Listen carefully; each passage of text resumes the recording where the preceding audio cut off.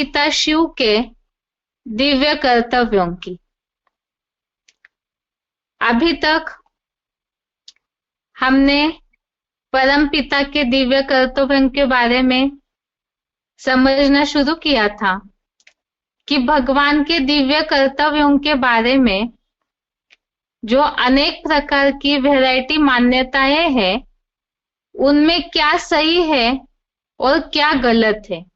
क्योंकि वैरायटी मान्यताएं बुद्धि में बैठी है सभी के, तो उनमें सही क्या है और जो गलत मान्यताएं है वो गलत क्यों है, उसे प्रूफ के साथ समझ रहे थे। इसमें सबसे पहली बात, भगवान पत्ते पत्ते को हिलाते हैं ऐसे दुनिया वाले समझते हैं, अर्थात भगवान ही सब कुछ करते हैं, मनुष्य कुछ नहीं करते, मनुष्य तो केवल कठपुतली है। अब इस बात को समझने के लिए ही हमने कुछ प्रूफ देखे थे कि दुनिया वाले इस मान्यता को जो समझ रहे हैं वो गलत कैसे है, उसमें कहां तक सत्यता है। इसके लिए हमने देखा, सबसे पहले मनुष्य ही भगवानी मनुष्यों से सब कर्म करवाते हैं कठपुतलियों के मुआफिक, तो फिर दुनियावे जो पापाचार हो रहे, आतंकवादियों का आतंक, धर्म के नाम पर खून खराबा, स्त्रियों के साथ होने वाला अत्याचार, धन के नाम पर होने वाला भ्रष्टाचार और अपने ही इच्छाओं की पूर्ति के लिए होने वाला हिंसाचार, तो ये जो भी कलयुगी दुनिया में होने वाले पाप कर्म है, क्या ऐसे पाप कर्म भगवान करते हैं? क्या इन कर्मों को भगवान के दिव्य कर्तव्य कहा जाएगा? भगवान जो सदैव कल्याणकारी कहे जाते, क्या वो ऐसे पापाचार दुष्ट कर्म करवा सकते हैं? अब इसी के लिए समझने के लिए हमने भगवत गीता का 4थे अध्याय का 7वां 8वां नंबर श्लोक, जिसमें भगवान ने एक बात बताई है, ये जो भी पापाचार अत्याचार है ये अधर्म है। और भगवान ने भगवत गीता में कहा है, धर्म संस्थापनार्थाय, अर्थात धर्म की स्थापना हेतु। भगवान के धर्म की स्थापना करने का जो दिव्य कर्तव्य है, उसके लिए तो अधर्म का विनाश होना जरूरी है। तो अधर्म का नाश होगा तभी धर्म की स्थापना होगी, अर्थात ही पापाचार का विनाश होना। भगवान के जो दिव्य जन्म, दिव्य कर्तव्य, दिव्य कर्म कहे जाते हैं, तो वो ये है कि वो धर्म की स्थापना करते हैं। और इसी के लिए ही ये बात गलत सिद्ध हो जाती है कि भगवान जब धर्म स्थापन करने वाले हैं, अधर्म का विनाश होगा और धर्म की स्थापना होगी, तो फिर भगवान ऐसे पापाचार के कर्म कैसे करवा सकते? दूसरी बात, अभी जैसे कि हम देखते हैं दुनिया में,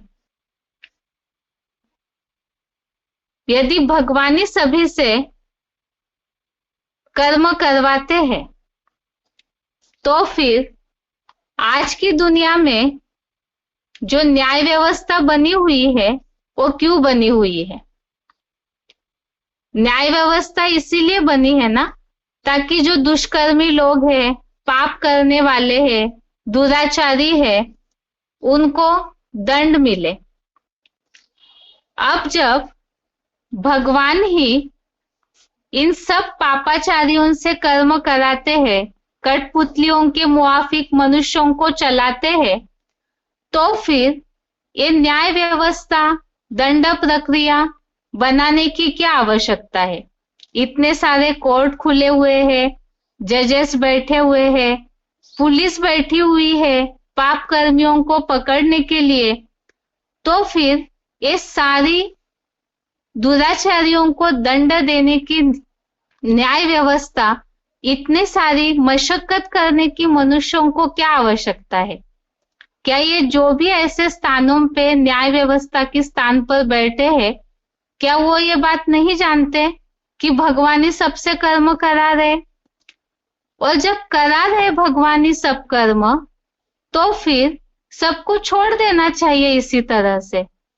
लेकिन न्याय व्यवस्था पर बैठे हुए सब इस बात को भली भांति जानते हैं कि अगर ये दुष्कर्म रोकना चाहिए, दुष्कर्म करने वालों से समाज को नुकसान न हो, दुष्कर्मियों को सबक मिले, इसी के लिए ही तो ये न्याय व्यवस्था बनी हुई है ना।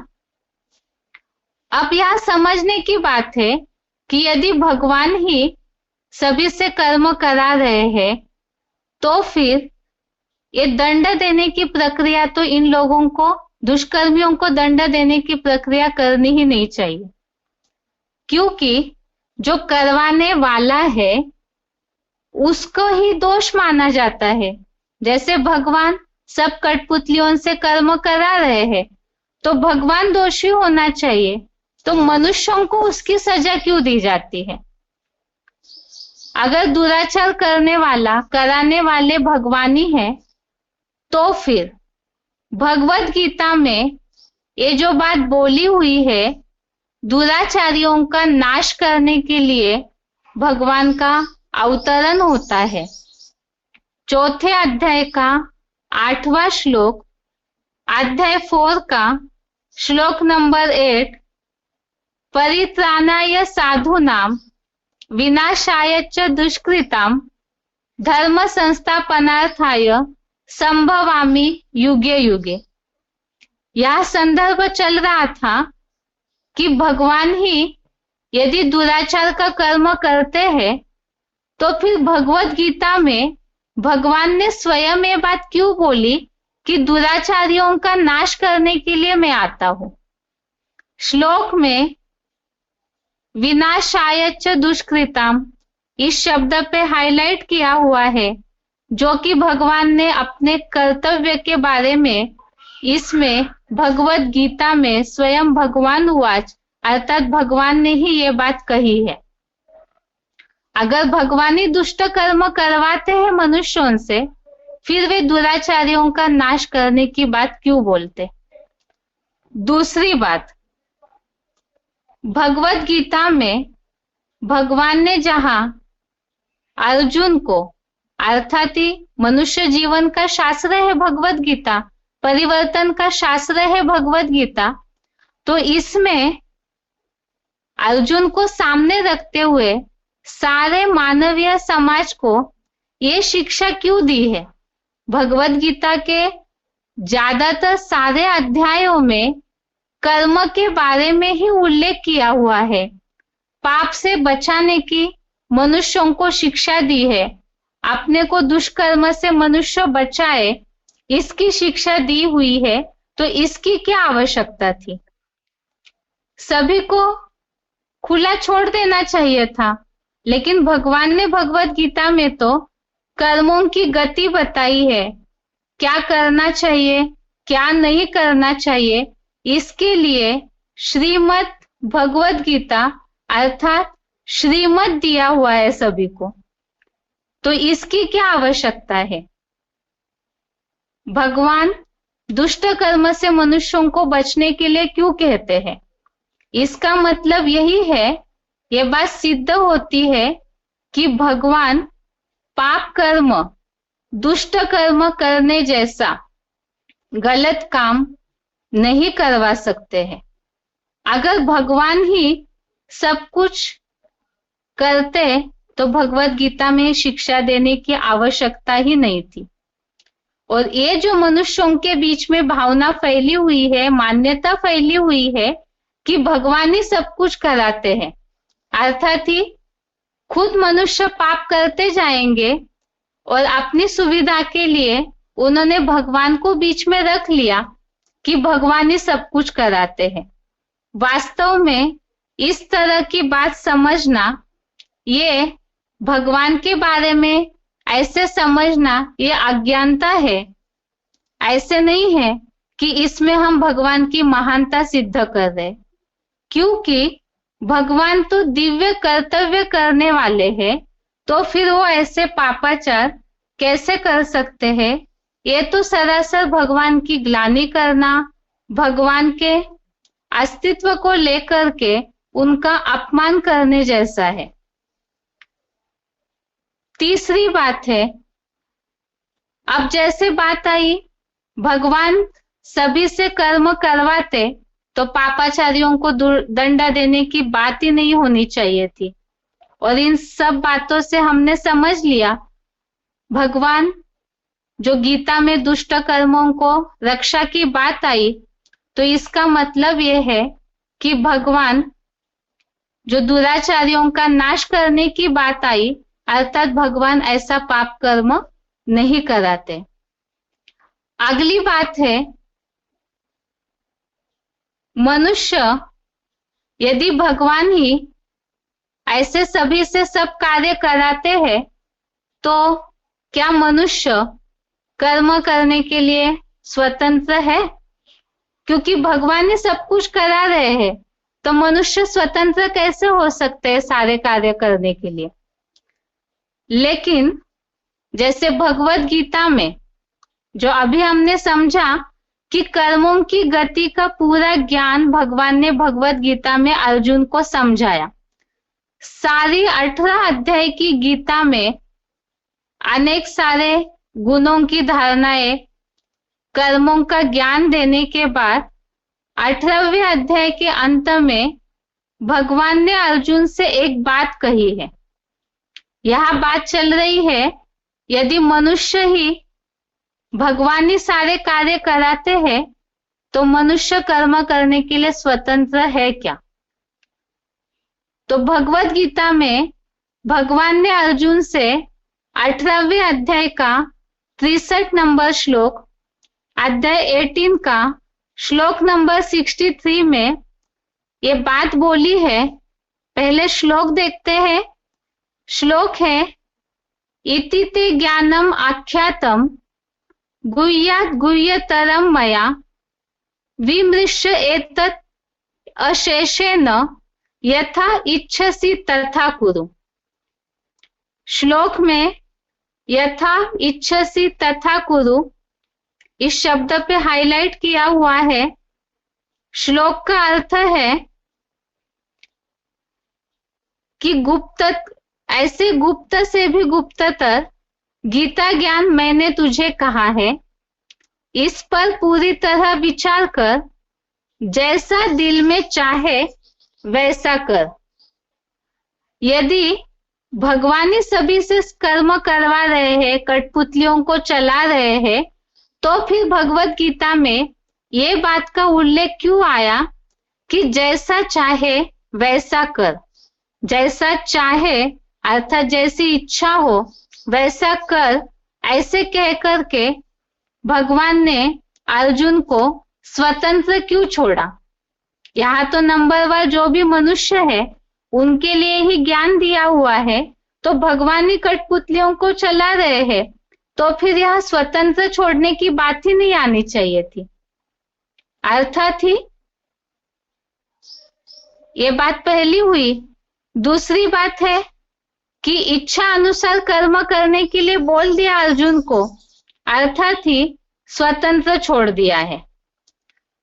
अब जैसे भगवत गीता में अर्जुन को भगवान ने और एक बात बोली है, 16वें अध्याय का 24वां श्लोक, अध्याय 16 का श्लोक नंबर 24। इसमें श्लोक है, तस्मात् शास्त्रम प्रमाणम ते कार्य कार्य व्यवस्थितो ज्ञात्वा शास्त्र विधानोक्तम कर्म कर्तुम इह अर्हसि। अर्थात इससे तुझे कार्य कार्य का फैसला करने में सच्ची गीता के शास्त्रीय प्रमाण को जानकर यहाँ सर्वशास्त्र शिरोमणि संविधान में कहा कर्म ही करने योग्य है।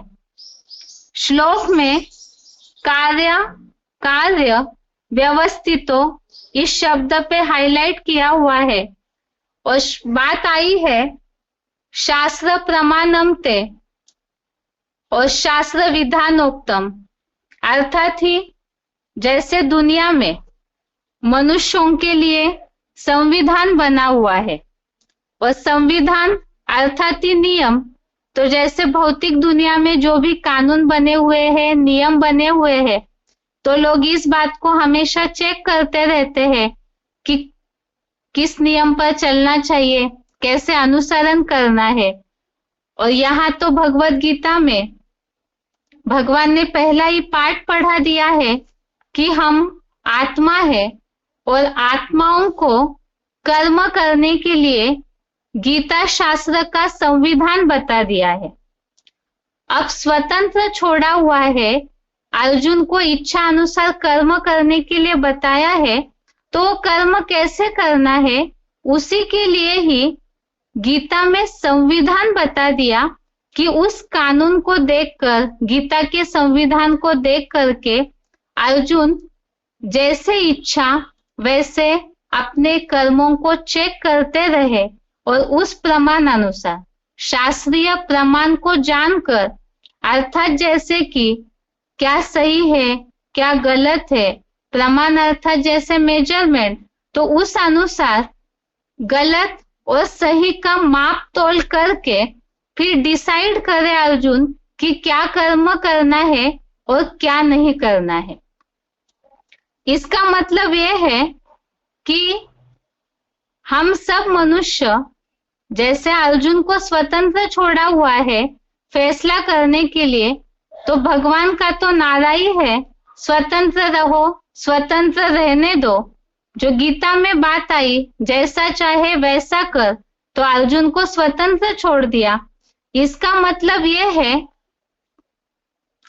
मतलब यह बात सिद्ध होती है कि भगवान कठपुतलियों से कर्म नहीं करवाते हैं, बल्कि मनुष्य कर्म करने के लिए स्वतंत्र है।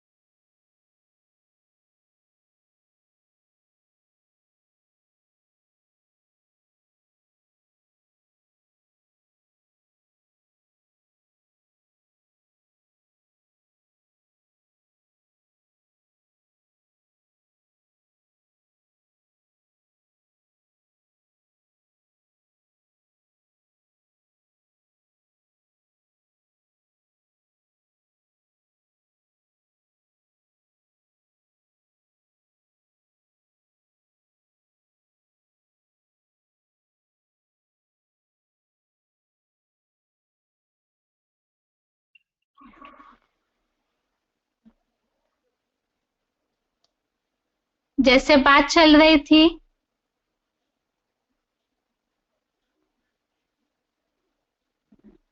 दुनिया में मनुष्यों को चलने के लिए भौतिक दुनिया में कानून बनाए हुए हैं, इसी तरह से भगवत गीता में आध्यात्मिक दृष्टि से भगवान ने भी गीता संविधान बनाया है और उसी आधार से मनुष्यों को कर्म करने के लिए, फैसला करने के लिए स्वतंत्र छोड़ा हुआ है। जैसे संविधान के खिलाफ चलते हैं तो मनुष्यों को दंड मिल जाता है, और यहाँ तो ये बात सब मनुष्य भी जानते हैं और उसी अनुसार ही गीता संविधान सामने मनुष्य जीवन को कर्म करने के लिए रखा हुआ है। तो इन बातों से जो अभी तक बातें देखी, क्या पत्ते पत्ते को भगवान हिलाते हैं, अर्थात ही क्या सारे मनुष्यों से भगवान कर्म कराते हैं, इस बात को समझने के लिए ही हमने आज अभी तक 2-3 बातें देखी। एक तो सबसे पहली बात कि दुनिया में जो भी पापाचार अत्याचार हो रहे हैं, क्या वे भगवान के दिव्य कर्म कहे जाएंगे। दूसरी बात अगर पापाचार अत्याचार भगवान के कर्म है तो भगवान ने गीता में धर्म स्थापना की बात का अपने कर्तव्य में उल्लेख क्यों किया? अर्थात ही भगवान दुराचारियों का विनाश करने के लिए आते हैं, तो वे फिर दुराचार पापाचार के दुष्ट कर्म कैसे करवा सकते हैं? दूसरी बात, अगर भगवान ही सभी से कर्म करा रहे हैं, पाप कर्म भी करवाते हैं, तो फिर मानवीय समाज में दंड देने की प्रक्रिया क्यों बनाई हुई है? अर्थात मनुष्य भी इस बात को कहीं ना कहीं जानते हैं।